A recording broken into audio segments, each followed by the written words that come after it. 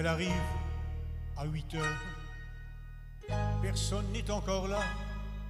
Elle ferme à double tour sa loge. Et la voilà qui d'un air attendri sourit à son miroir.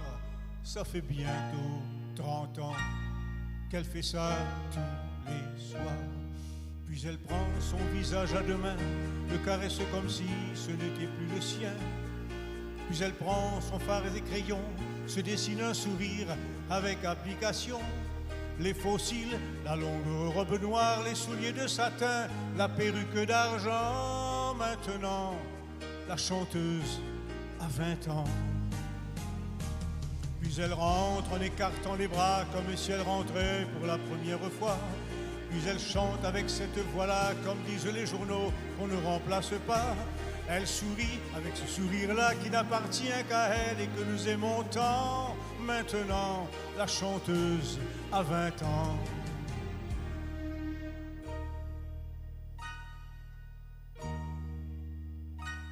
Puis elle sort épuisée, son maquillage fond. Elle répond d'un air triste à 2 ou 3 questions. Elle s'habille en civil. Elle rentre dans l'auto. Elle s'endort sur l'épaule de son impresario. Elle revoit l'Alcazar et Deauville à l'époque où les hommes étaient encore dociles. Elle revoit même ce petit chanteur sacrifiant son cachet pour lui offrir des fleurs. Elle revoit ses amoureux transis qui jetaient dans son lit des colliers de diamants. Maintenant, la chanteuse a 20 ans. Puis elle rentre en écartant les bras comme si elle rentrait pour la première fois. Puis elle chante avec cette voix-là, comme disent les journaux, qu'on ne remplace pas. Elle sourit avec ce sourire-là qui n'appartient qu'à elle et que nous aimons tant. Maintenant, la chanteuse a 20 ans.